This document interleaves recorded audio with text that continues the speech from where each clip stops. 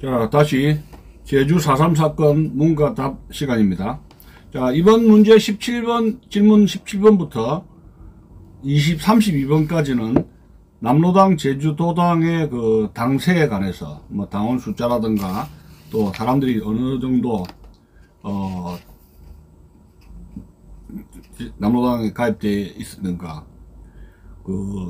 또 조직, 제주도위원회 조직도 각 부서별로 어떤 인물들이 거기서 활동을 했는가, 그런 걸 좀 알아보겠습니다. 자, 질문 17번입니다. 17번째 질문. 남로당 제주도당 당원 수는 도대체 몇 명이 됐습니까? 그런 질문입니다. 답변입니다.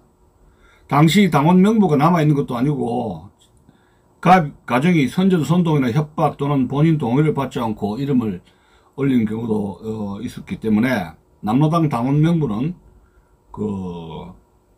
정확하게 숫자를 알 수 없습니다만, 명부는 경찰이 그 당시에 가지고 있었다고 그럽니다. 그러나 유교 사변이라든가 어떤 정치적 변혁기마다 폐기가 되어서 정확한 인원을 파악하기란 쉽지 않습니다만은, 여러 자료를 통해서 이제 추정을 해볼 수가 있습니다. 또 이제 제민일보라든가 또 혹은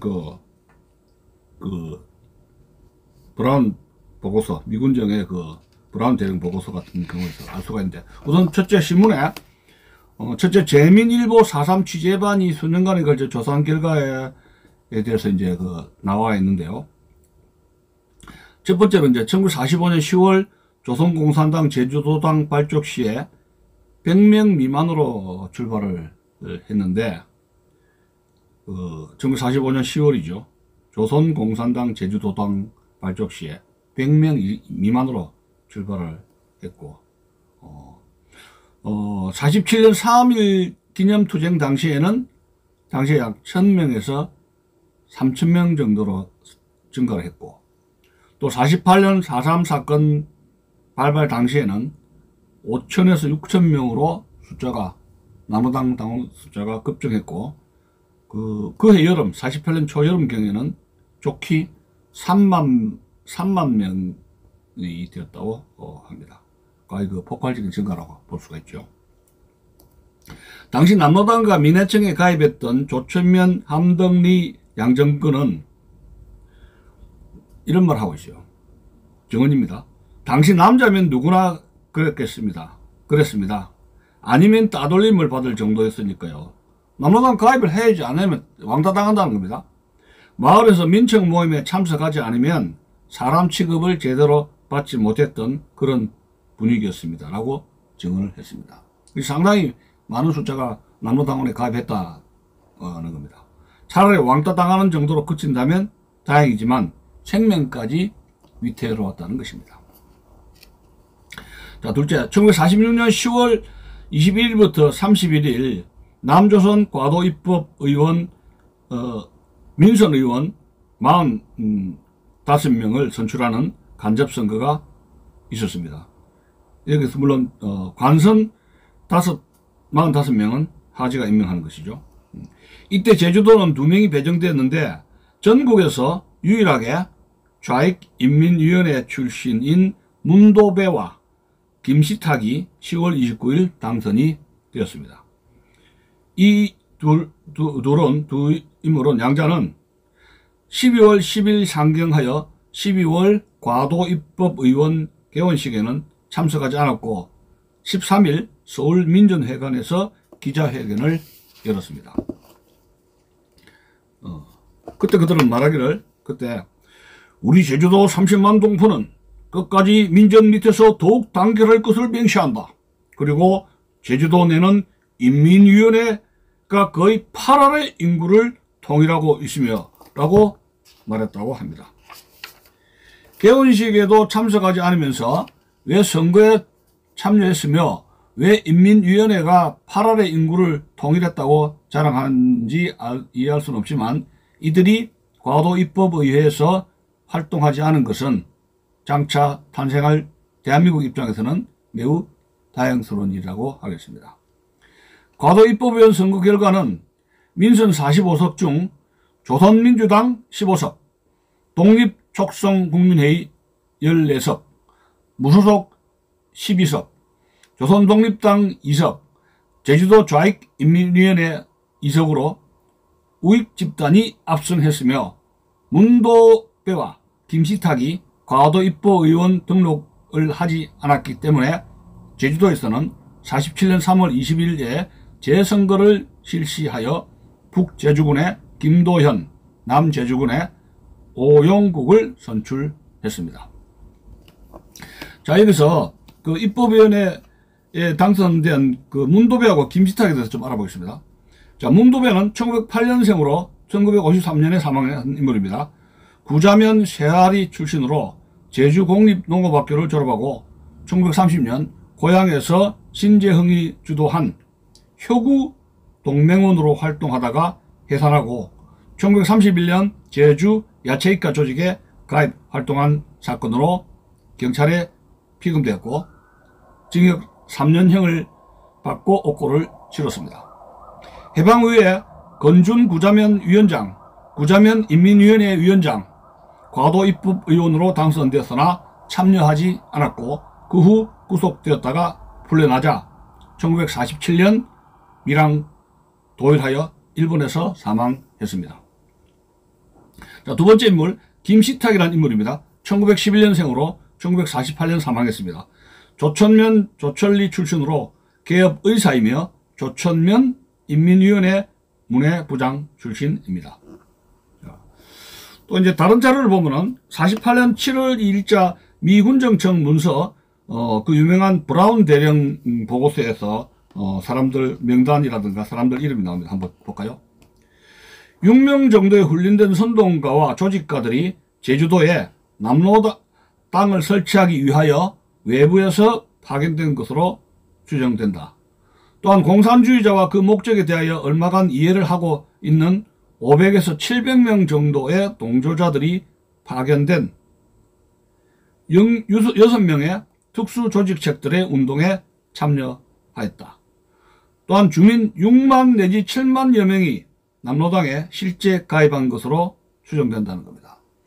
미군정의 브라운 대령 보고서에는 500명에서 700명 정도의 동조자들이 파견된 6명의 특수 조직책들이 운동에 참여하고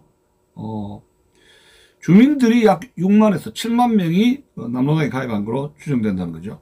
그러나 참여한 사람들 중 대부분은 남로당의 배경과 목적에 대해 이해가 없으며 공산주의 운동에 대한 이해와 참여 의사가 없었다는 것이 매우 분명하다고 봅니다. 그들 중 대부분은 2차 대전과 그 이후의 공공함으로 인하여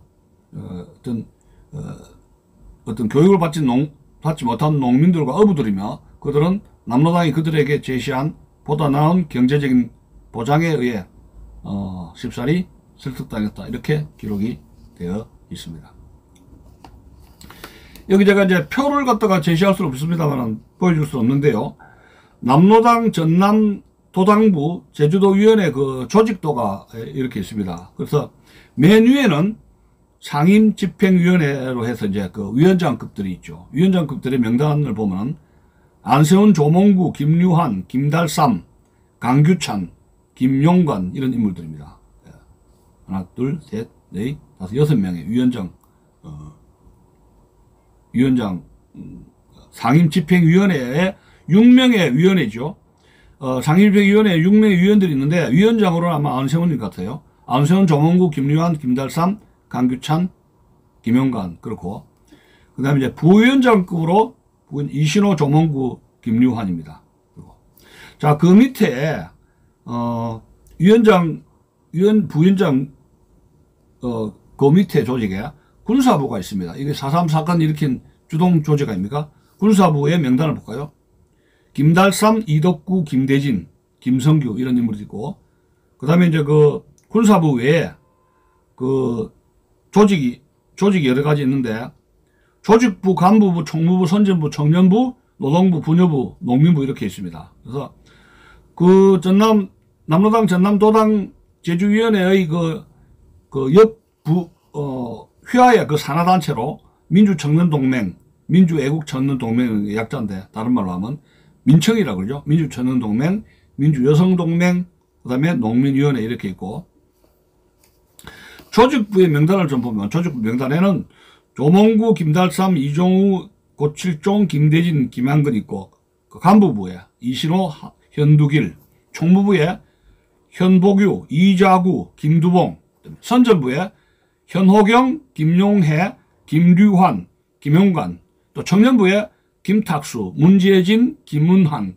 강대식, 노동부에 김류환, 이종우, 분여부에 이정숙, 고진희, 김진선, 농민부에 이종우, 김한배 이렇게 배치가 되어 있습니다.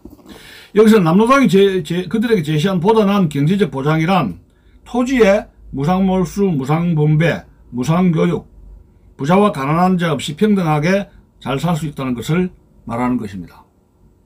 이 말은 능력에 따라 일하고 필요에 따라 분배받는다라는 말과 같이 공산주의자들의 상투적인 선전선동 구호였습니다. 토지를 몰수로 해가지고 지주를 계급으로부터 토지를 몰수로 해가지고 무상 분배해주고 교육도 무상으로 시켜주고 부자 없이 모든 사람들에게 평등하게 잘 살 수 있다는 그 구호, 공산주의 구호를 내거니까 소작농들이라든가 가난한 사람들은 솔깃했을 거 아니에요. 사람들이 공짜로 좋아하는 거 아닙니까? 공산주의가 정원을 구하고 북한이 저렇게 된 지금에 와서도 귀가 솔깃한 말인데, 당시 제주도민의 평균적 지식 수준으로 볼 때 얼마나 민심을 현혹했는지를 짐작을 할 수가 있는 것입니다. 제가 6.25 50년대에 이승만 정부 말기 때 대한민국에서 유행했던 그런 속담이라는 게 있습니다. 그러면 두 가지가 있는데요.